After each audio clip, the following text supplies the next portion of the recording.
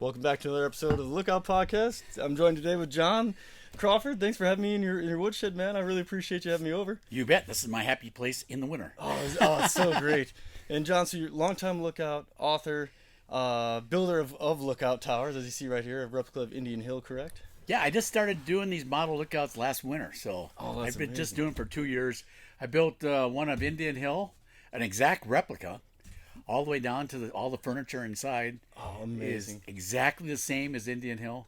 And then I also built one of Coolwater lookout. Oh, yeah. Yeah. Where'd that one go, the Coolwater one? That one went to my friends Bob and Chris Anderson over in Lewiston, Idaho. Oh, really? And they were on Coolwater lookout in the 70s and 80s. Oh, very cool. And so when I was building this, I told them I was going to build Indian Hill. They said, by the way, could you happen to build one of Coolwater too? Oh, very cool. Oh, man, it looks incredible. Like, anyone knows lookouts. And if you don't know lookouts, you can look them up and just see how accurate this is. It's intricate. I mean, the cedar shakes. Yeah. Amazing. How long did that take you, the cedar shakes? Oh, the cedar shakes 1 day per pie. So it took me 4 days to do the roof. I bet. Oh, probably a lot of patience, huh? Yeah, there's 400 shingles on there. 400, jeez. You probably have such a steady hand. Yeah, you had these little teeny brad nails that you had to hammer in. So. Oh, little brad nails. Yeah. I didn't even think about that. And then I got a little teeny hammer. Oh, yeah. For the brads. Oh, yeah, perfect. Oh, that is awesome. Yeah. That's my wife has this little tiny, like, carrying toolkit that she has for, like, the house. You know? Oh, yeah. Yeah, we got one of those little tiny hammers in it. Works out pretty good. You know? Oh, yeah. Yeah, I'm just gonna check our levels real quick. Oh yeah, looks like we're doing all right. Yeah, and then I guess before we get too deep into anything, you had a book here that you had been kind of lost for a little while, and you just rediscovered it. That you wrote. I rediscovered. I wrote it back in 1997 and 98, and I titled it "Saving Our Planet, Saving Ourselves." So that's the cover. And I completely forgot about it. And so when I looked at it, I said, oh, that was written back in the 70s. I mean, 1997. And that's the same year I wrote Tarzan. Oh, really? So actually, I wrote 2 books in that same Tarzan year. Right here, yeah. Yeah. Flash that one up for the camera. So I said, well, maybe the writing's pretty good. So I read this book and I said, oh my gosh, there's some good spots in this book. Yeah. But and we're gonna share a little bit, right? Yeah, I'm gonna share a little bit. It's it's a book I might not ever get published, but a little teaser if it does, though. A little teaser. Yeah. Yeah. But this is me. The setting is Indian Hill Lookout on the west side of the Selway Bitterroot Wilderness.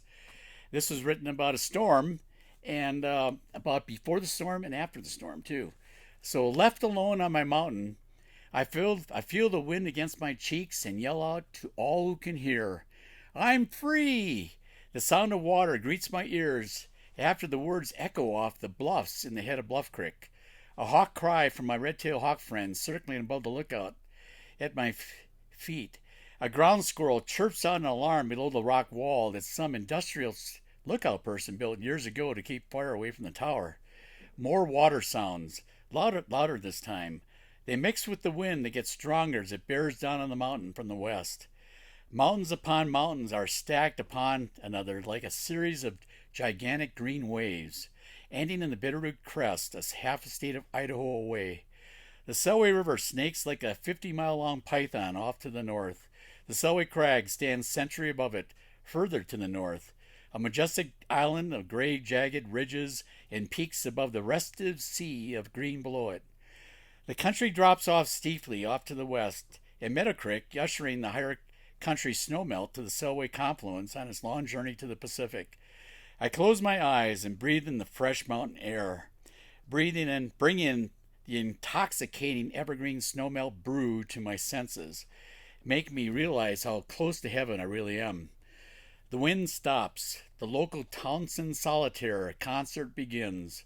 Her trills of joy going on and on, until it seems like some sort of magic act. She has so much breath in such a small body.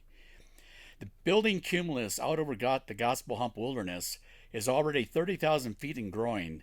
The skies are darkening. A deathly still settles in over the mountaintop. The Townsend Solitaire stops singing.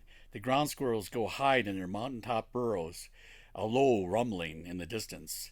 The storm is being born. The storm gains momentum. Needle-thick flashes jabbing into the mountains. the rumbling getting louder, the thick layer of clouds extending to the ground in a torrent of rain. It's coming, slow but sure.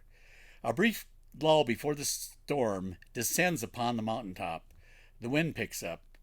The tower starts to sway on its 41-foot legs. The shutters start to flap up and down.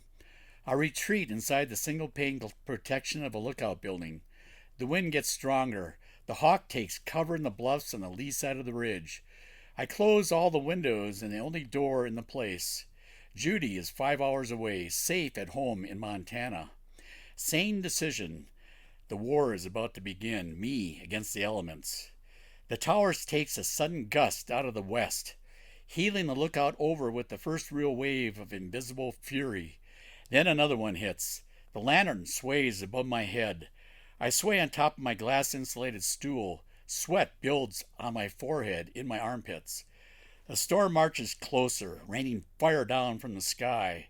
The million-volt firebrands searing the mountainsides in its deadly path. Starting fires the rain doesn't seem to have much effect on. Another huge gust of wind.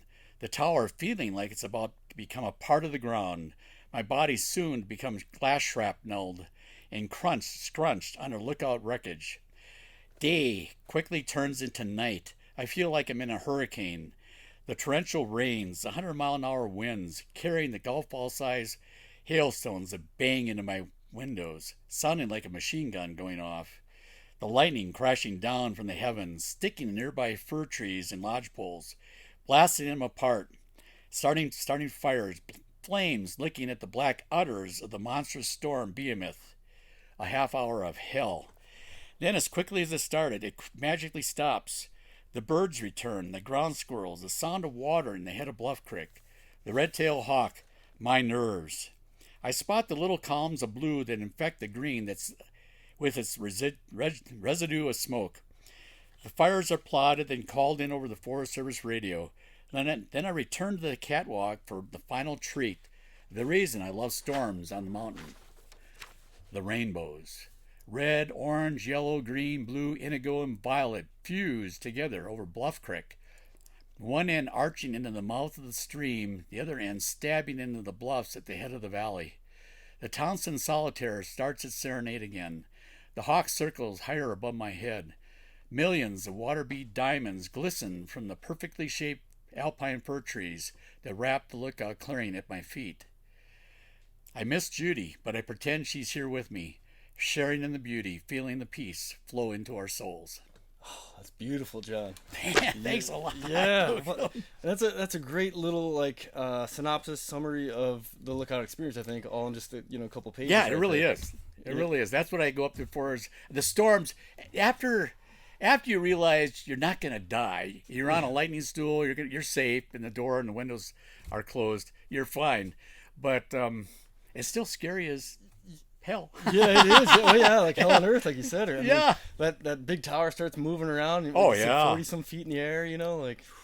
Yeah, and I staffed 2 lookouts in the summer. I staffed Indian Hill in June as the opener, and then I staff Sundance Lookout in northern Idaho in August, September, and a little bit of October. Oh, that's and incredibly, the winds at Sundance are so much stronger than the winds at Indian Hill. Oh, really? Huh. Except in storms. Some of the Indian Hill's storms brings really high winds, but Sundance, it's just like an exclamation point of winds. Oh, really? Oh my gosh. Yeah, just however the topography lines up just funnels it right at that. Yeah. Sucker, huh? When I don't get bad winds out of the west on Sundance, whereas at Indian Hill I do. That's where my big winds come from, on Indian Hill.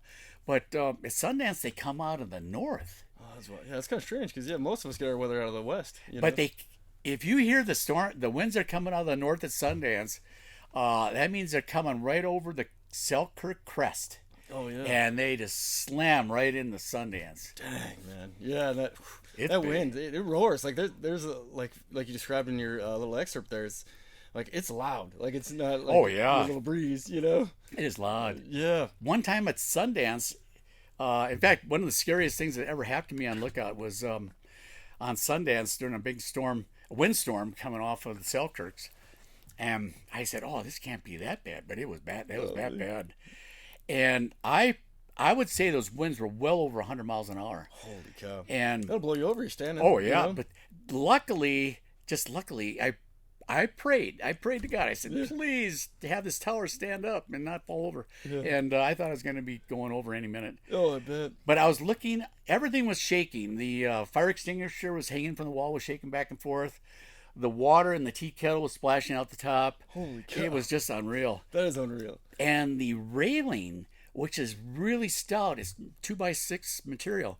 You can't even move it. It was fluttering like a leaf. Whoa, that's powerful. Man. Yeah, that really shows you how powerful Mother Nature is, right there. Yeah. You know? So the winds up at Sundance, I'm really afraid of. Indian Hills winds are not quite as bad, but they do approach 100 miles an hour at times. Yeah, that's a lot. You don't want to be outside in that. No, that's for sure. Yeah, Yeah. So Sundance. What year was that one built?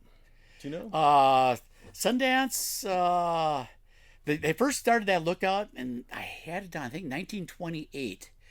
And they just had like a tent camp up there. Oh, cool. And just an alidate in the rocks. Yeah, yeah. And then after a while, they built a lookout. I think it was in the 30s. Oh. I'm not 100% sure if it was the 30s, but that lookout lasted until about 1981. Oh, really? And then the Rot claimed that one. Oh. And then they built the one that's up there now. Oh, gotcha. So it's still been up there for a while. Yeah. You know? So Yeah, it's been up there for a while. yeah. So that's what I was kind of trying to get at is that like some of these lookouts have been up there for a long time and Oh, getting yeah. beat with that kind of wind force, year after year, and it's amazing how they stand and withstand the power of Mother yeah, Nature that is like for that. sure.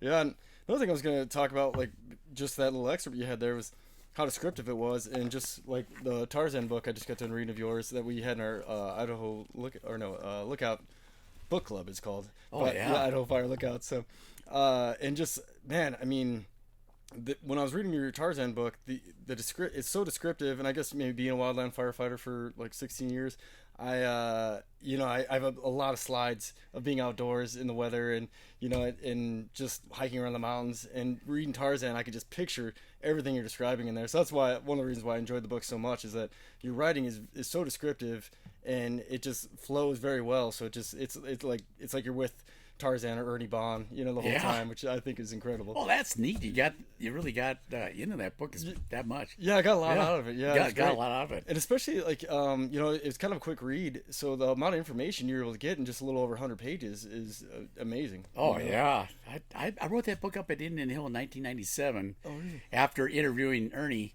for a couple different weekends, and it was just like I said in the book. I was afraid to knock on his door for about 20 years. The guy was built bigger than life according to everybody around him. Yeah, well, and the pictures too that you put in there, you could see it too. Yeah, he Holy was a cow! pretty big guy. He's he's the one. He's holding a little girl, and you can Oh see the size yeah, of his hands. Oh I know. Yeah, he's a but- big boy. And I never found out who that little girl was. I was curious after you said that in the book. I read that unknown at this point. Like, Yeah. I wonder who. Yeah, I have no clue. I was really hoping to find a relative of his that could have told me, but I never. I did have. I think I had some contact.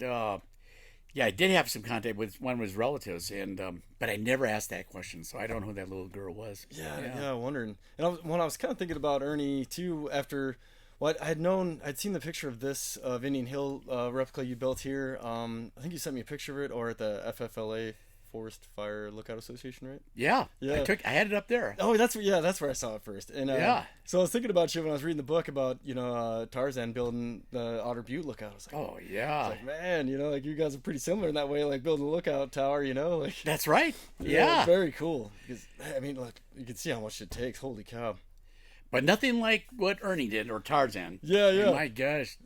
Pretty much raising that tower all by himself. That's incredible. I don't know how he did it. I don't either. Of course, I had the description. Yeah, but, you did. Yeah, and you can picture him being there. But it's like I was putting myself in his shoes. It's like I don't know if I would have got it done. Oh yeah, Like, just putting the gin pole in the ground. yeah, I mean, that must have been pretty heavy yeah, it must to have lift the been. tower. Yeah, And and there's some other like feats of strength that you talked in that book. And it was just like, man, what an incredible fella. oh You know? yeah, he sure was. I don't want to give too much away for folks so That's they right. can read it. Yeah, check it out. It's a great read. And then what year did you start in Indian Hill then? I started in Indian Hill at Indian Hill in 1974 with my wife Judy, and we came west with our little cat, our big cat actually, Fritz. He looked like a little bobcat, Oh, really? and that's he could hold his own then, you know. and that's how the book starts. My lookout book, this is the latest book I've had. Oh, Above It All. Above It All. Yeah. Oh, beautiful. And that book, it starts out, I won't give too much away, but it starts out with Judy, Fritz, and I at the front of the Fenn Ranger Station Ranger helipad. Oh, yeah. And we had all our stuff boxed up and ready to go. And it ended up, it didn't go quite as smooth as we had hoped. Oh, really? Yeah, Fritz decided, he was in a pillowcase and on Judy's lap.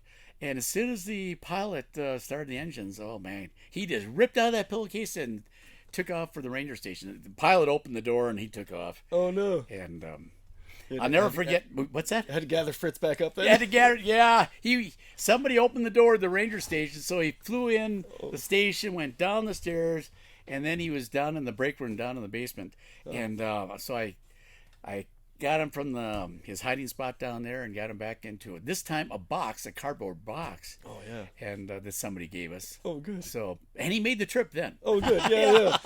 Just needed a little bit more solitary confinement is all. But the pilot gave me a little words of encouragement to keep him in that box because he said, if that cat gets out of that box while we're in the air, he's going for a flight without a parachute. Oh, yeah.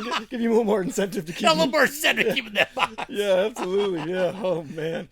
But, yeah, Fritz made her just safe and sound then. Yeah, but we made it, and Judy and I were the Indian Hill Lookouts we were a fire lookout team. When there were fires close by the lookout, that was during the era where the lookout would fight their own fires. And so I fought my own fires around the lookout. Dang, John. Yeah. That's incredible. And then Judy would take over the lookout. Yeah. So we were kind of a team up there. Oh, it's very cool. Yeah, one of the first fire movies I ever saw, it was in my first guard school. I think it was the first guard school refresher, one of the two. And you've probably seen the old black and white movie. Did you ever see that one? Where they're just describing like lookout duties and firefighting in the West. And it's a couple. They might have a kiddo in that one. It's kind of the same deal. So like a big storm comes through, a bunch of lightning, and a few starts happening, and the lookout goes out and fights the fire. His wife packs him lunch and stuff, and then she takes over the tower duties. Right. It's very cool. Yeah. So that's cool that you did it, because one of the first fire movies I ever saw was that. So. Well, it's interesting. The last year Judy was up on Indian Hill, at least for any period of time, over a week. She did come up in 2007 for a week. Yeah. But in 1994, that was quite a year. I mean, there was a huge storm just centered right over Indian Hill, and it started all these fires in Bluff Creek, which is just off to my east. Oh. And I had to go fight one of them while Judy staffed the tower. Dang. So that was the last time she was up on the lookout for any length of time. That's gotta be a little interesting and nerve-wracking for her, Oh yeah, no kidding. She's up there watching you go out and battle the beasts, out there. Man. And that was kind of neat because there were some fires that died back down, and there was quite a number of fires in Bluff Creek, and so I didn't flag them all, but I flagged a couple of them to the trail. Oh yeah. So that the firefighters could find it. Oh, that's so cool. Yeah. Man, that's awesome. And that's what I do after we get a storm over Indian Hill. I would always carry a roll of ribbon, flagging tape. Yeah. And every time I go for water or just go for a hike and I smell smoke, I'd follow it to its source and flag it out to the trail. Oh, yeah, that's great. Yeah, so I found a lot of fires like that. Yeah, and for a fire crew coming in, that's going to be like life-saving because, I mean, you've probably been out there where you're catching whiffs and it takes you so long to find it because you're like, man, I can smell it, but I don't know where it is. Right. It's just puffing a little bit. Right. Yeah, and man, it's amazing how like pungent, I guess, or how strong a little bit of smoke will be. Like, like you catch a whiff of it and it could be a long ways off, and then you lose it, because it's not puffing up anymore. And right. Yeah, you got to be a real detective to find it. Yeah, it's so cool. So that's another part of the lookout experience, which is so cool. Folks are ever interested in doing that kind of lookout duty. And that was one time, I actually found a fire that I could just smell it, and I walked it out and I followed it to its source and flagged it to the trail. Yeah. Trail 6021 down in Otter Creek. Anyhow, I called it in because I knew it was there because it was still smoldering. But the smoke jumper plane, when they got over it, they couldn't see it from the air. Yeah. And I told them, I guarantee it's still going because I was just down there. Yeah. Anyhow, I said I got it flagged to the trail. I said, if you find the find the flag and you'll find the fire. Yeah. And so they said, we normally don't jump on fires we can't see, but we're going to trust you on this one. Yeah, totally. Oh, it's so So they awesome. ended up jumping on it, and they found the flagging, found the fire. Yeah, yeah, and I'm glad you brought that up too. There's a really long-standing and great relationship that the lookouts have with the smoke jumpers. Because when I was a smoke jumper, similar stories, especially going to Bob. Like once, especially long-time lookouts like yourself, John, you're not wrong. You've been up there long enough to know what's the difference between like a water dog is mist. It's steam pretty much Oh, from off yeah. rocks typically, and it can really look like smoke. It sure can. Yeah, but if you're an experienced lookout like yourself, you've seen enough water dogs, enough fire in your day where you can depict the difference and have the patience to wait to make sure it's a fire. So as a smoke jumper like I was, and I usually wasn't making the call because I was low on the totem pole, but we'd send the plane no matter what, because it was like, man, we've worked with these lookouts for a long enough time that we know them very well, and they've never been wrong. So like you said, go trust them, and they jumped it and found the fire, right? Yeah, right. Yeah. Then a lot of times I'd like to really watch where their gear. I watch obviously where they jumped, Yeah. but I'd watch where their gear landed. Oh yeah. And a lot of times these jumpers couldn't find their gear. Yeah. So I'd line them out on where to find their gear. So I helped them that way too. Oh, that's huge. Yeah, 'cause I've been on a few of those too. Because there's no control in that parachute of the cargo. Yeah. It can kind of go wherever. And Yeah. one of my last fires, we lost a few into the fire because the wind switched. So they were going into the jump spot, and they just kind of, and it's funny, you just see like a little bit of like a puff of wind just kind of poof into the into the fire. You're like, oh no. And it's like over a mile away, so you can't just run over there and grab the box out of the fire. Kid. So it's like, just lost a food box, and I had to order up a couple more, but oh gee. yeah. All part of the experience of the wildland world, Oh yeah. and that relationship. And I think people, I'm glad you brought that up too, John, because that's the reason why I started this podcast, is to talk about you and other lookouts and the importance of having lookouts out there, because there for a while the big push was aerial detection by plane or helicopter, and that's okay, but like having someone who actually lives in the woods and spends their time out there and watches the weather and can watch what could be a potential start, and have eyes on it 24/7 versus a flyby in a plane, Right. Yeah. And like you said, like the smoke trooper plane couldn't see it, and we orbit, or at least when I was a smoke trooper, we'd orbit really low, like pretty low to the ground, and a lot of times aerial detection is quite a bit higher than us, unless they do have an idea of where one is, and they'll do a few laps around it at a lower altitude. But I mean, like I said, it's so hard to see, especially if it's staying kind of more on the ground and dissipating real fast. Right. Yeah. Yeah. Man, so yeah, it's such an important job, and I hope lookouts never go away. Oh, me too. Yeah, it's so amazing, and yeah, it's kind of the retirement gig for me. So I really don't want them to go away. That's right. Yeah, you could be a lookout. that's what I'm hoping to do someday. Yeah, so it's kind of the plan. Well, in 2 years I'll get to my 50th year. 50th year. Yeah. Oh, congratulations, John. That's Thank awesome. you. I'm at 48 and counting. Oh, that's amazing. Oh, that's cool. Yeah. My friend Reen. Did you ever meet Reen Eustace? I've heard of him, and I've seen his stuff in the Lookout network. Yeah. Because he's involved with it too, and yeah, he just refreshed, so he's on his 49th season. So you guys are 49. Yeah, you guys are right there. Oh my gosh. Yeah, he's beating me. Oh man, yeah, just by a little bit though. Yeah. You might catch him because who knows how long he's gonna keep going. Oh, I think he's yeah. gonna keep going as long as he can do it. So, which is great. With the fire world, is you can still be a part of it. Up until your later years. Because you find like Lookout, because he does volunteer at Salmon Lookout. You ever been over there? I've never been there. Yeah, it's up the West Fork. Yeah, right. Yeah, not too far. Actually, it's pretty close to Elk City, kind of. Yeah, I can see Salmon Mountain from Indian Hill. Really? Oh yeah. Man, that's so. I was kind of wondering. I'm glad you brought that up because I was going to ask you, because I was looking at the map in your Tarzan book, which is awesome, by the way. Oh, and I was thank like, you that looks much. really close to Salmon and Spot Mountain and stuff. Can you guys talk? Do you guys have the same radio frequency? It's really interesting.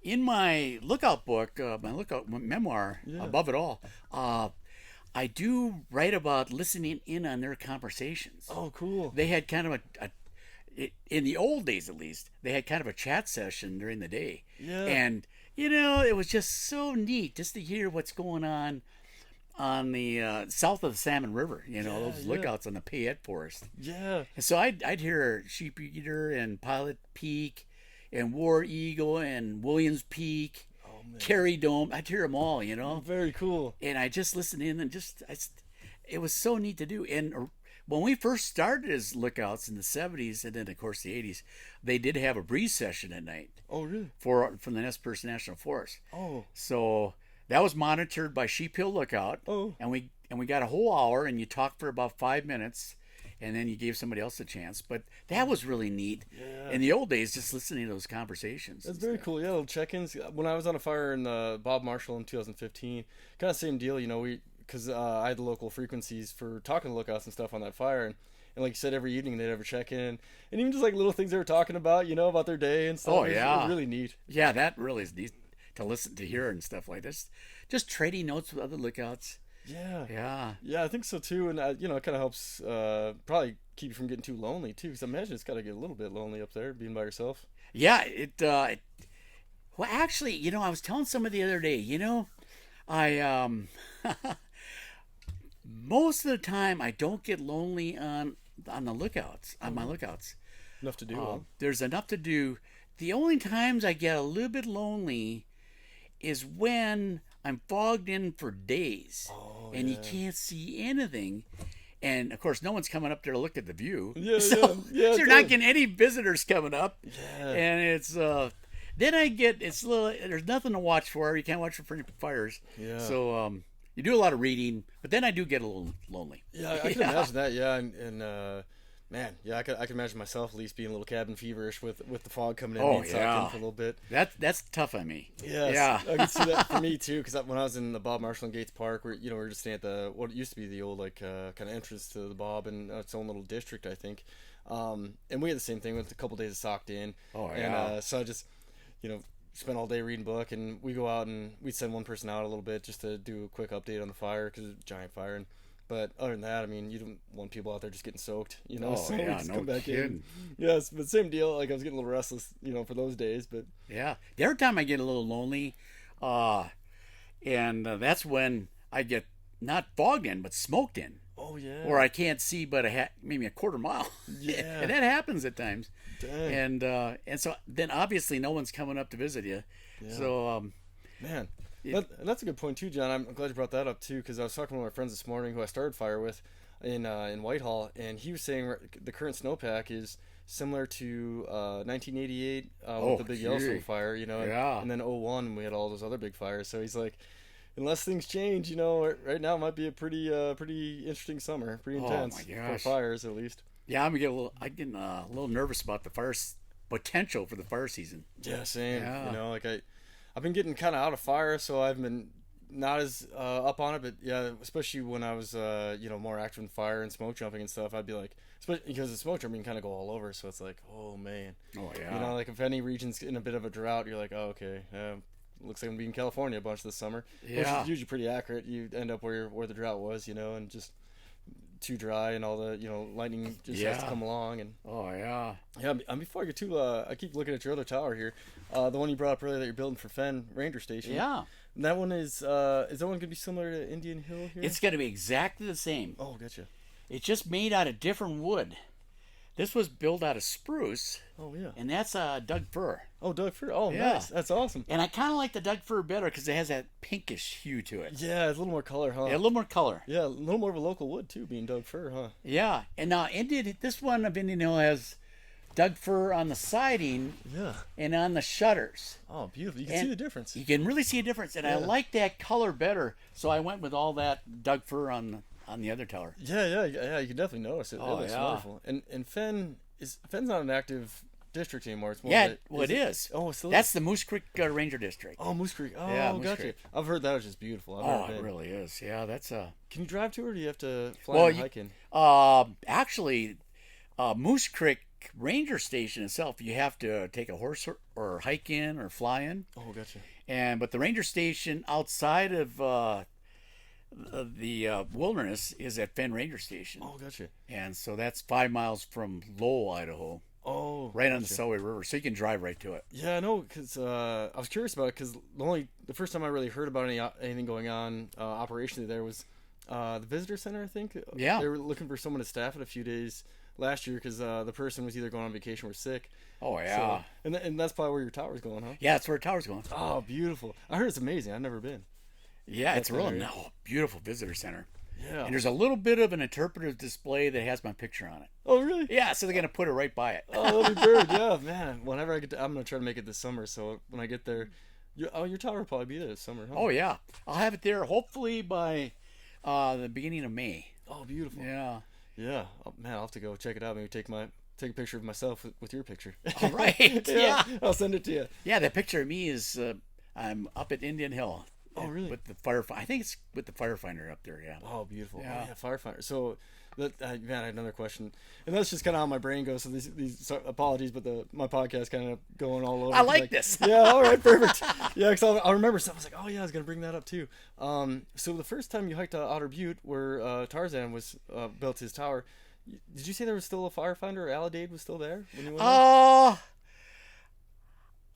That I thought there was. Oh, gotcha. But when I wrote the book in 1997, I reflected back into my memory banks from 78, I thought that I hiked over there. Oh, yeah. And I thought I saw it, but I'm not 100% sure. Oh, gotcha. But I would think, seeing you got the tower pretty much completed, that it would have been there. Yeah, that's what I was thinking too. Yeah, I was like, oh, very cool. Yeah, because I'm gonna try to get up there. I don't know if I'll make it this summer, but one of these days, just because. Oh, neat. Yeah, just the pictures and the way you described it, I was like, oh, I'd like to go see that, and after reading the book too. Well, when you go up there, you'll find it's amazing. I didn't put this in the book, but he amazingly built 2 concrete steps for the bottom of the stairway.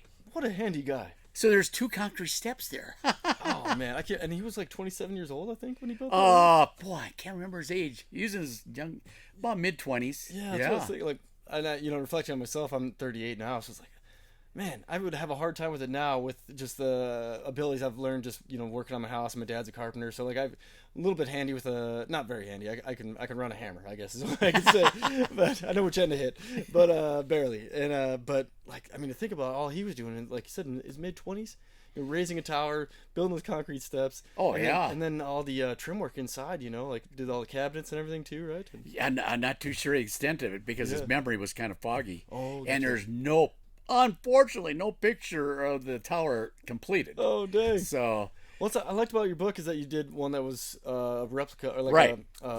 Same tower. It's the same tower, Yeah. but it was a different site. Yeah. So it's exactly what he built. Very cool. Yeah. Very cool. I can't recommend your book enough, John. I think it's great. All So right. anyone listening, check out Tarzan. You can find it on Amazon, right? I think. Yeah, that's on Amazon. My Lookout book is not on Amazon. Oh, how do people get that one then? They Uh, contact you or? You can get it at the Book Exchange, Oh, all right. In Missoula? Barnes in Missoula, and Barnes and Noble. Oh, perfect. And Fact and Fiction. Oh, awesome. Yeah, I love Barnes and Noble. That's great. Yeah, I did a book signing at Barnes and Noble. So Oh, you did? yeah. Oh, that's wonderful. I go in there about every 2 weeks and restock them with books. Oh, beautiful. Yeah, so And that's then you have 3 books out then, or? well, I had 3 books out, but the first book I had out was called Lewis and Clark and Me, and that's me following the Lewis and Clark Trail through the Lolo Valley, and that was a real interesting adventure. I started at Travelers Rest State Park, and I just I found the trail. I literally found the trail. Probably wasn't much left of it, huh? In spots, there's quite a trench. Oh, really? Yeah. From probably all the traffic from back then. It's actually an old Indian path. Oh, that's what I heard. Yeah. Yeah, it's Lewis and Clark just used it, following the guide old Toby. Oh yeah. Who guided him through. He's an old Shoshone guide, and he guided him through the Lolo Valley and all the way to the Weehawken Prairie. Wow, very cool. Holy cow, that's So- amazing. So that book, I'm pretty much sold out. Only have 3 more copies. So Oh, gotcha. Yeah. Dang. So yeah, if you want it, you better Yeah. jump on it. that book, I kind of like, and then I did write a sequel to that book. Oh, really? Yeah, that was called Lewis and Clark and Me. Then I had a sequel, Lewis and Clark and Me 2. Oh, yeah. Just a numeral 2. Yeah. And then I took that second book from where I left off in the first book at just out of Powell Ranger Station. Oh, yeah. And I kept going all the way to Weehawken. Oh, really? And unfortunately, I got that book out a little bit too early. There was too many edits that I didn't catch, Oh, and we had to pull the book from the shelves. And right now, I'm retyping that book up and fixing all the edits, and that I plan to have out a year from this summer. A year from the summer. Yeah. All right. So yeah, look out for that one for sure for anyone who's listening. And then this summer's I got an adventure book coming out. Oh, really? Yeah, it's called Adventure Awaits, and it's a book about my adventures in kayaking, canoeing, mountain biking, mountain climbing, snowshoeing, And it's even got a sailing story. Oh, really? Yeah. Oh, wow. A sailing story, you said? A sailing story, Oh, yeah. sailing. Oh, gotcha. A sailing, it's of a race my dad was in the 1980s across Lake Michigan. Oh, wow. In the middle of the night. Oh, wow. Oh, my God. That is a scary story. That's a scary lake. People don't know, but that could be just as nasty as the ocean. Oh, yeah. Yeah, and he got caught in what he called a beam reach, where the wind was coming at his side. And in the middle of the night, he was running a spinnaker, that big sail in the front of the boat to catch the tailwinds. Yeah. And that wind almost took him to the bottom of that lake. Oh, I bet. Yeah, because it caught it from the side probably. Caught it from the side, and that spinnaker hit the water. It was filling with water, and they were about to go over. That's so scary. Luckily, he just had the knowledge to tell him to cut the halyards, and they cut the halyards and got released the water from that sail. Holy cow. But he almost died in that one. Yeah, I was going to say, you probably had seconds to make that decision. Oh, he had seconds, yeah. And plus the water was getting in the galley. Oh, really? And they didn't get all the boards up. Oh. And the water was starting to get in the galley. That would have taken the boat down. Oh, for sure. With the 5,000-pound keel. That would have really taken it down fast. Yeah, those are made of lead, aren't they? Usually the big keels hang off the bottom. Made of lead, 5,000 pounds. Jeez. Nothing's going to keep that sailboat up. No, not at all. Yeah. Holy cow, what a story. Oh, yeah, that story is I love that story. I like the first story I got in that book is of a snowshoe trip I took in 1976 up the Selway past Moose Creek, and we snowshoed. My buddy was on bushwhacker skis. I was on snowshoes. Oh, yeah.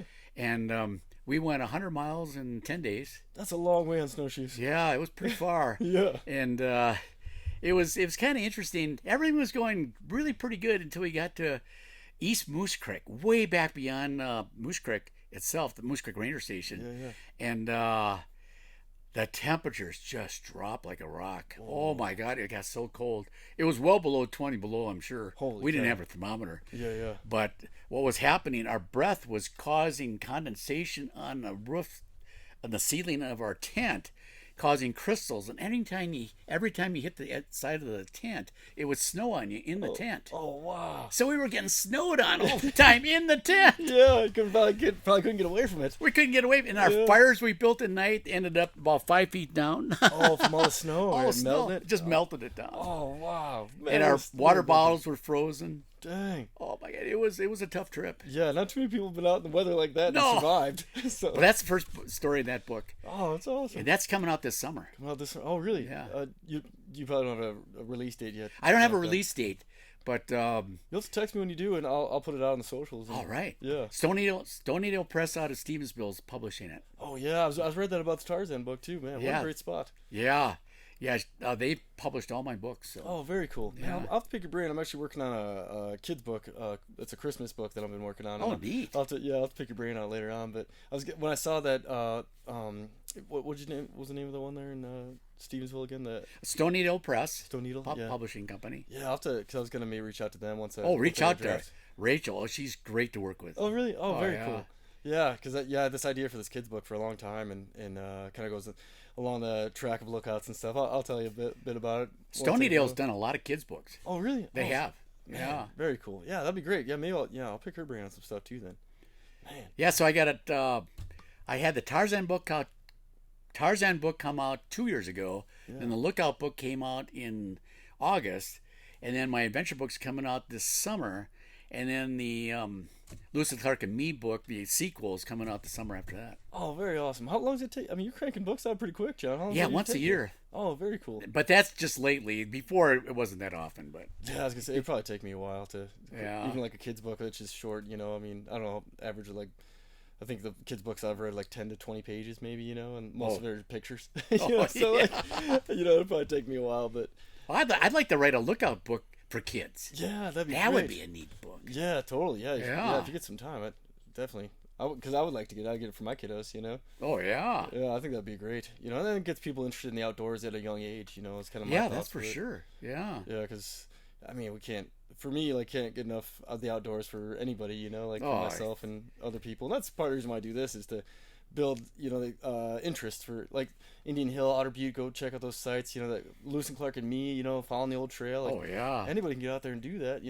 And what I did to find the trail, I looked for the peeled trees. Oh, really? What they were were what the Indians would do, or Native Americans. They'd take hatchets or knives and they'd scar one side of the tree down to the base, maybe as high as they could reach. Oh, really? And they do it just in kind of an oval or something, and they eat or chew on the inner cambium layer for nourishment, kind of like gum. Oh, really? Yeah. Yeah, I heard it's kind of a sweet flavor to it. Yeah, and if you find these peel trees, are all over along this trail. Oh, no way. So if you find the peel trees, you'll find the trail. And you're in the right path too. That's if right. There's a trail, right? So the peel trees, or culturally altered trees, that's their technical term. Oh, gotcha. But if you find them, you can find the trail. Oh, very cool. That's really neat. And I had so much fun finding those trees. Yeah, that is so cool, man. Yeah, the reassurance that you're going the right way for sure. Yeah. Man, how long did you hike then in the Lewis and Clark and me? Oh, I did that. I think it was about 16 days,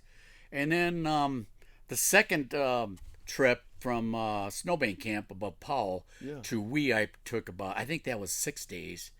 And oh man, of the two books, the second one is off the charts, a lot better than the first. Oh my gosh. Yeah. And unfortunately, it had too many editing problems. We had to pull out the shells. But it's coming out in a year from the summer, and I think in a way it's one of my best books. Really? Oh yeah. It's got the best ending to any book you'll ever read. Really? It does. Oh, it has that's a great awesome, ending. John. And it's got a lot of neat things in it. I found some camps that most people would never have found. Yeah. And Lewis and Clark camps. Oh, very cool. Yeah, like Lonesome Cove Camp. Oh my gosh. Yeah. That one was really tough. It's right off of Indian Post Office. Have you ever heard of that place? No. I just learned a few years ago what Indian Post Office is. But if you want to explain that. Yeah, Indian Post Office is just a bunch of cairns off the Lola Motorway or the Lewis and Clark Trail, or the Indian Path, which is called the Trail to the Nez Perce for the Salish Indians, or the Trail to the Buffalo for the Nez Perce Indians. Oh, really? So they kept going back and forth. Yeah, yeah. And the Native Americans will leave beads or some sort of way to message people coming behind them in the rock cairns. Oh, yeah. And so it was a message service is at those rock cairns at Indian Post Office. Oh, very cool. And the Lonesome Cove Camp is about 1.5 miles away from that Indian Post Office, and it's really hard to find. Oh, really? But once you get down there, and I hunted and hunted and hunted, I did find traces of the old trail, and I went right to their Lonesome Cove Camp, which is perfectly described in the Lewis and Clark journals. Really? So when you read the journals, it describes the site perfectly. So did you read the journals then before you left? So Oh, you yeah. know what you're looking for? Oh, Yeah. that makes sense. And I took the journals along with me, too. Oh, smart. Yeah. Man, very cool. So when you came up on, you said Lonesome Cove? Lonesome Cove Camp. Yeah, and you could tell like this is exactly what You they could were tell talking they about. described it perfectly in the journals, related exactly to what I was seeing. And then it talked about where they got their water, where they drank from. Yeah. And they called them drains. Oh. And I found their drain or their spring, and it was like a little spring with a little bit of water coming down. I drank from the same water source that they did. Oh, that's so cool. That was the neatest experience I ever had on that trail. Yeah, and how many people could say that? Oh, no, you know? kidding. Yeah, I don't think too many people can say that, you know. And anybody to try to find that, it's next to impossible to find. Oh, I bet. It's really hard to find. Especially now, probably, because how long has it been since you were back there? That was in 2004. Yeah, 2004. So 20 years about now, and yeah, a lot more brushes growing. That's what I was thinking. Yeah, and it grows so fast in any kind of area that has water too. So that was my neatest campsite find on that trail. Oh, very cool. I did try to find the trails down in Hungry Creek, but I just couldn't find them. They were elusive to me. Yeah, too overgrown probably. But I got brushed out. I just literally too much brush and I couldn't get through it. Just a big wall of brush. That's what I was kind of wondering, because some of those trails that went through like some of the bottomland, like in the Selway or in the West Fork, it's like, man, there's no way anyone was walking through there. Oh, yeah, no kidding. Yeah, because like the Magruder Massacre, it came down into the bottom of the drainage, I think, at some point, and then back up on the ridge where the massacre happened. It's like, man, that had to be gnarly getting through that bottom of that drainage, Oh, yeah. With all that overgrowth and stuff, And yeah, that is for sure. But I guess they probably were on it enough, and enough people going on it, so they probably kept it pretty clear, I imagine, I guess. But, yeah. One of the scariest things on that second journey that the book's coming out in a year and a half, I was going way down off of Willow Ridge trying to find their Hungry Creek camp. Yeah. William Clark's Hungry Creek camp in Hungry Creek. And I got way down in there. And I found it was it scared the living daylights out of me. But I found a grave. Oh, whoa. It looked like it wasn't that. It looked like fairly recent. Oh, really? It was stones piled up about 6 feet, about the size of a body. Yeah. And it had the name Bonnie at the head of the grave. Oh. And it had a boot sticking out of it. Oh, man. Yeah, that sounds like a body to me. 6 feet with the boot sticking out. Oh my gosh! I didn't pull on the boot. No, I wouldn't either. I'll leave that rest. Yeah. Oh man, that's unreal, John. That freaked me out. Yeah, I think that'd freak anybody out, man. I don't know how many people like have done that either. So drinking out where Lewis and Clark were drinking out. Oh yeah. Find a body in the woods. That's pretty rare, Now I think, it is almost like there's no way he would have buried a body that shallow. Yeah. So I'm thinking that maybe, this is my theory, and I wrote it in the book, that maybe there was a hunting camp right next to this gravesite. Oh. And I'm thinking maybe the woman died in the outside world, his wife, and then he brought her boots in there and just made kind of a memorial grave. Oh yeah. And put her name there. Yeah. Because there wasn't any dates or anything like that. So I'm thinking it maybe wasn't a gravesite. Yeah, more memorial. Just a symbolic thing. Yeah. Especially if that was her happy place, Oh, just her happy place. Yeah. And you kind of wanted to put her name and have her memorial. It was like more of a memorial, I think, than an actual gravesite. Gravesite makes it more interesting, though.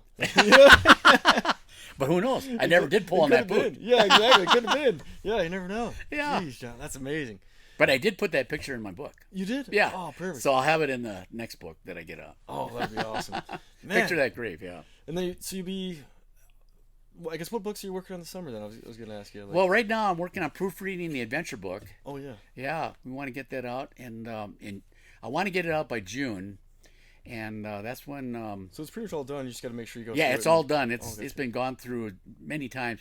I'm going to have it proofread by 4 proofreaders to make sure we get all the typos out of it. Yeah, that's tough. I mean, like, for me, and just the stuff I've written in college or long email or anything that I, kind of write up I have to do, I have to go through it a few times, and I find all my mistakes and give it to somebody else to check it out too. And usually there's a few things like commas and punctuation and maybe misspelling, or even just the way, like, if I get excited about writing something, I'll kind of write in reverse, and I gotta go back through and be like, oh wait, I gotta move this to the end of the sentence and this to the beginning of the sentence, Oh yeah. Yeah, and maybe a little dyslexia coming out, I guess. Maybe I don't know, but man, it's very cool because I always thought, and maybe eventually too, like I'll do this kids book I was talking to you about, but I always thought it'd be very cool to be in a tower like you're doing all summer and just have a project, and I don't even know if I'll really finish it because I don't know I guess I don't know where I'm gonna be when I'm in that tower, but just have a project that I can work on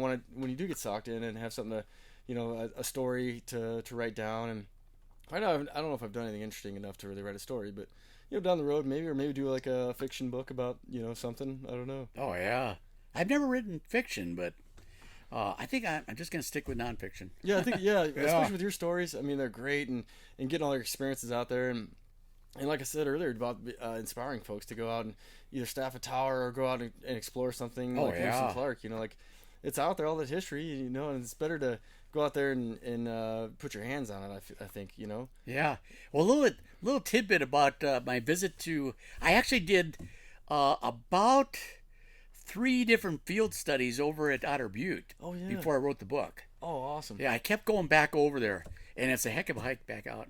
I bet. But it's not too bad going over there because you're not gaining as much height. But when you come back to Indian Hill, you're gaining almost 4,000 vertical feet. Oh, that's a lot. So it's a lot. Now, what I didn't write in the book is probably something I probably should have written, but I ended up almost dying coming out of there. Really? Yeah. Oh, no way. Yeah, I wrote about the storm coming. I wrote about that. That's what I was thinking of. Yeah. Well, anyhow, the storm did come. Oh, gotcha. And it turned from rain to snow as I was hiking out. Oh, no. So just slick. And it was getting slick, and I didn't have any. I ate all my food over at Otter Butte, all my snack food and stuff.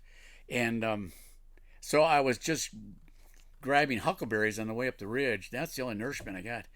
And by the time I got to the top of Bluff Ridge, which is probably about 6,000 vertical feet, it was like 7 inches of snow. Oh, brutal. And I was so tired. I was so cold. And it was so lethargic. So I just laid down to take a little nap. And I fell asleep. Oh, man. And that was the signs of hypothermia. Yeah, that could have been your last sleep. Could have been my last sleep. Oh, my gosh. And Judy, my wife, and we aren't married anymore, but we were married back then, and she was calling from the lookout. I was about 2 air miles away, and it was foggy, and amazingly, her voice reached me, and it woke me up. And I'm going, oh, my God. She called, going, John, John. And I woke up, and I said, oh, my God, I got to get going. But I was still really tired. I needed some energy food, which I didn't have. Yeah. So I went heel to toe, all the way up there. I got in the lookout, and I just had to get in the bed with Judy and just snuggle up with her to get my core temperature back up. Yeah, warm you back up, yeah. Because that takes a lot. It takes a lot of calories to get your core back up. Oh, yeah. My core temperature was way down there. I almost died out there. I bet you were drifting towards the other side when that voice came through. I was. Yeah. That's right. Oh, man. Yeah, if she hadn't woken me up, I'm sure that would have been it. Yeah, that'd been your last hike. But that was part of the book I didn't put in there. Yeah. But now you get to hear it, and everybody else gets to hear it. Yeah, man, that's great. Oh, see, those stories are cool. And that's, I kind of thought coming in, just from a little bit of talk to you, that there was more, that was, maybe like left out of the book, and, for whatever reason. And I wonder if you could do like an addition to the book later on or something, because that's a great story. I mean, that's nuts. Yeah, that one I said, I wonder why I didn't put that in there, but anyhow, I didn't. Yeah, there's a reason for it, right? Yeah. It was almost the last trip to Outer Butte I ever made. Yeah, holy cow! Yeah, last trip in the mountains. The first and last trip. But then actually, I went back over there a couple more times after that. Oh, you did? Yeah. Dang. And I approached it differently. I went via Highline Ridge. Oh, yeah. Instead of Otter Creek. Oh. And Highline Ridge is a lot easier. And a little further hike, but it's a further hike, but it's a lot more ridge running. Yeah, that's so much better. It's as a young fella in like high school and even in college, I'd be more like your original track when I was hunting. I'm like, I'm gonna get to the top of this ridge, and I go up the steep, and now I'm more of a switchback kind of like around the ridge kind of guy, Yeah, right. Yeah, just because I'd get up there so whooped, and my quads and everything just be burning. And then you made it over to, was it Highline? Was the other one that like the 2-story? Highline, yeah. Yeah. Yeah. Did you ever make it over there? Yeah, I've been to Highline many times. Yeah. Is there anything left of it, or? There's little bits of stuff on the ridgetop. There's not much left, but if you hunt around, you can find little mementos and stuff. Oh, cool. Yeah. Yeah, I want to check that one out, because, man, the way you described that in the book was amazing, too. The lakes and the 2-story tower, or a cabin, right? It was like a cabin. Yeah, like actually, it was a log lookout 2-story with the living quarters up on the second story. Oh. And that one was looking right down at Highline Lakes. Oh, right at the cool. lakes. How big are those lakes about? They're about 5 acres apiece. Oh, so pretty size. And the best fishing in the West. Oh my God, I never ever got skunked at that lake. Really? At those lakes, yeah. That's all. Yeah, and you described that great in the book too. Oh yeah. With Tarzan. And actually, when I wrote about Tarzan fishing, I was just pretending I was fishing. Yeah, that's the best way to do it, though. Yeah, that's the best way to do it. Yeah, because it came out so good. The description was great. And then enjoying the meal afterwards. Oh yeah. Having the fresh food. The fresh food, yeah. Because anyone who's fought fire and has lived on other rations, oh man, as soon as you get any kind of fresh food, it's like heaven, Yeah, that's for sure. Yeah. And the way Tarzan came in the book was they forded the Selway River. Oh, whoa. Right down by Otter Creek. And I have since tried to find that ford, and I cannot find it. Really? I don't know how they cross. I can't find a good crossing. And with all the stock, too. With all the stock. Yeah. With a string of stock. Man. So there's absolutely no way you ever want to approach it by the Selway River. Yeah. That is, I don't find any ford there. Man, I wonder. I don't know how they got across. Man. But they did. Yeah. We know they came in across that Selway River. Yeah, right, to get all the supplies up to Otter Butte. Yeah. Oh, dang. Yeah, very cool. And I love that part, though. It's a mystery, and might be unsolved mystery for us, because no one's probably alive who did it, right? Oh, that's right. Yeah. Because Tarzan himself passed away in '98, right? I think. Boy, I should have that memorized, but I think it is. Yeah, I think it was '98. I know. I meant to like have some numbers written down for you. There's Tarzan right there. Oh, really? Hey, check it out for. I don't know if folks can see that in the vision, but Oh yeah. yeah, it's great. It looks like an old Dodge he's sitting on top of. Oh, yeah. Old Power Wagon. Power wagon. Oh yeah, one of my favorite trucks. Yeah. Did he still have it when you went to go interview him? No, he No? didn't have that Oh, anymore. man. Yeah, I was hoping Yeah. he did. Oh yeah. Very cool. He probably wasn't really driving when you went and saw him, huh? No, he was. He was pretty much close to the end when I saw him. Yeah. Yeah, it sounded like because like I think that your timeline, was pretty close to the end Yeah. there, from what I remember. And his wife Beth ended up reading my first draft to him. Oh. Because he couldn't read anymore, Yeah. and he liked the whole book. He loved the book, Yeah. except for one thing: Oh, what's that? the 2 times he got burned over in his fires. One off of Cool Water, and of course one off Otter Butte. I wrote that he was scared, Yeah. and he told me he was never scared a day in his life. Oh, jeez. I knew he was tough, but man. He was never scared a day in his life. Yeah, I guess. Of anything. Yeah. And he was never scared of those burnovers. So I had to change it. Really? Yeah. Jeez. That's the only thing he didn't like. Yeah. Man. Well, that's good though. That means you wrote it really well then. If there's Yeah. just two changes. Just 2 changes. Jeez. Yeah. I mean, I imagine he was a tough sucker. So. Yeah, no kidding. Like, That was funny when he said that. Though. I've never scared a day in my life Yeah. of anything. dead serious too. Yeah. Oh man, that's nuts. Yeah, that's tougher human. They're built different back then though. Like I think when I did the math on it, me and my mother-in-law, it was like. I think it was like 19 with the date of when he first started like trapping in the middle of nowhere and building those cabins. Like, oh man, incredible! Oh, yeah. What an incredible human! I'm so glad you got the story there, John. Oh, Like, God, that's no amazing. kidding. And I've been looking for his trapper cabins. There's only one remains of a trapper cabin in Grave Meadow, Oh, really? off of Grave Meadow Peak. Oh. And I got in there. It's off of Red Lake, kind of going on past Buck Lake. And I think that might have been one of his trapper cabins. Oh, really? You found Yeah, one? Here? I found remains of his one. I think it's one of his cabins up there. It's got to be who else would be doing it right? Because there's a page. You get that book? Mm-hmm. There's a picture in there that Yeah, because is that the one that you took a picture of? Of the cabin there, buried in the snow. No, that isn't it. That's not one I. Well, that's interesting. That is a cool picture though. This is interesting. Yeah. I've never really looked at this picture that close. Oh, really? But I think that's Grave Meadow Peak. Oh, That wow. might be that cabin that I found. Really? I was wondering. I meant to ask you. The I'm glad you remains brought of that it. up. Wow. I never put 2 and 2 together. So maybe I did find one of his cabins. Yeah, I think it looks like it to me. Yeah, that's Grave Meadow Peak. Oh, that's very cool, John. And it's right off of that where the remains were. Yeah. Yeah. Oh, that's awesome. So what a discovery I made that I didn't know I made. Yeah. Oh, it's so cool, man. Yeah. I love this stuff. So that's Yeah, for folks watching at home or you listening. can see that. Yeah. Good call, John. Yeah, right there, that cabin.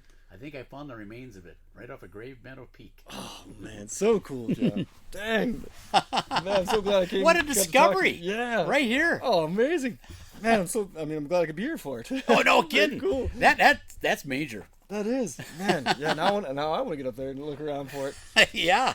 And then the snow in that picture shows, like, as you described in your book, like when he got snowed in. It's like, Oh yeah. man, his could be just Oh, yeah. gnarly up there. Yeah, no kidding. And no one, I mean, if he died out there, no one would have known where he was. No, His yeah. body would never been found. That's what I was thinking. Oh, yeah. So remote. So remote. Yeah, all by himself, 65-mile trap line in the middle of the Selway Wilderness. Oh my gosh. And he was there for months. Yeah, and that just shows you how tough as nails the guy Oh was. yeah, no kidding. Yeah, battling the weather. I mean, like you said, like all that snow and the Oh cold. yeah. And then setting up the cabins before winter came to smart enough to Yep. have it supplied, right? So if he does get snowed in. Oh yeah. He had to supply it and get his ticks made, which were beargrass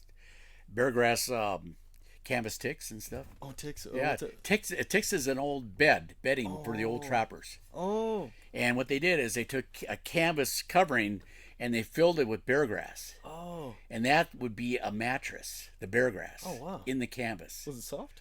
Yeah, it was pretty soft. Oh, nice. Yeah. And they called those they called them ticks. Ticks. Oh, Yeah. gotcha. Yeah, you mentioned your book, and I was kind of picturing it because I think you said he made like a pillow out of one too, right? Yeah. Very cool. Yeah. So They use bear grass for bedding. Man, pretty handy, man. Oh yeah, folks. I mean, building a tower, building his bedding, and yeah, all those right. little cabins along the way, and at such a young age. Oh yeah, and then that bear coming in his camp, and then yeah, I don't know, him dealing with it. Yeah, he was kind of living with it for a minute, right? Oh yeah, he was. Yeah. He was living with it. That bear was around for quite a while. Yeah. But finally, he had to do something about it. Because it was getting too friendly. Too friendly. Yeah, that's what it sounded like. Getting too comfortable. Yeah, that's right. Oh, that's awesome, John. Yeah. Well, shoot, I appreciate you, man. I won't take up too much more of your time. But yeah, we'll have to do another one if you'd like. Oh yeah. The other way you can get my Tarzan book or my Lookout book is to write. Me at. Can I show the address? Yeah, absolutely. Here, yeah. okay. Yeah, go. Yeah, grab it up. I was gonna see if I could find it in here. But here's the cover again of Tarzan for anyone who's interested. Great. I can't recommend it enough. Great read. Here's my address. Oh, perfect. Can I see it right there? Yeah, they should be able to see it. There's the address. All you have to do is send $25, which would cover shipping for my Lookout book, or $15 with the Tarzan book. And that covers shipping too. So anyhow, that's the address, and I'll send a book right out to you when I get it. Right, John. Nice message about your interest in lookouts or something. You know, a Yeah. little nice note would be great. Yeah, I'd love to hear from you. Yeah, where you're at. What your interest is. Where you might be reading it even. You're maybe a little bit about your outdoor experience. Like, all would be great. Oh yeah, no kidding. Yeah. And it's just like the first summer. I think the first summer on Indian Hill was my best summer. Yeah, I bet. And being with my wife Judy, and just everything new, everything fresh from the big city. We came from Denver. We actually moved from Milwaukee to Denver. Oh, really? And then we got this job on Indian Hill and got flown up there. And it was just like we were set off like the Swiss Family Robinson, living in this treehouse, but this lookout 41 feet high, and learning where everything was. I didn't even know where a spring was. We had to find our water source, which was right below us, all the snow. So we used snow for our water source Until the spring was uncovered? Until we could get down to the spring. We eventually got our vehicle up there. Oh. And then we went down and got our water from the spring. But there was a trail. We had to find the trail to the spring. Oh, yeah. And so that was so much fun. Just discovering on my own where this trail was to the spring. Yeah, what an adventure. And then the neatest thing is that trail led to 2 springs. Oh, really? Yeah, one was a really neat private little spring, and that was higher up on the mountain, and the other one was lower down on the road. Oh. But I chose to go to the higher one I didn't need a lot of water because it was going pretty slow. Yeah. But anyhow, I'd alternate, but what was really neat is just discovering everything our first year. Yeah, just everything was all the new things. All the new things. And you kind of mentioned when you first read that excerpt from your other book that you haven't released yet, the smells, right? Oh yeah. Yeah. Actually, that book that I read from, I haven't had that published. So if I ever do get that published, it would be on the heels of my Lewis and Clark books. So. Yeah, that'd be great. Yeah, and now I'm really interested, especially just hearing that little excerpt, and like I was saying earlier, like the smells, like people who don't know I'm in the mountains, the smell of spring in the mountains is so different from anywhere else. Like the wildflowers and the pine and the grass, it just smells amazing. Oh, no kidding. So fresh. That's one of the things I just love about Lookout Life are the smells. Yeah. Oh my gosh. The phlox, my favorite little flower, the ground phlox. Oh, gotcha. What do they look like?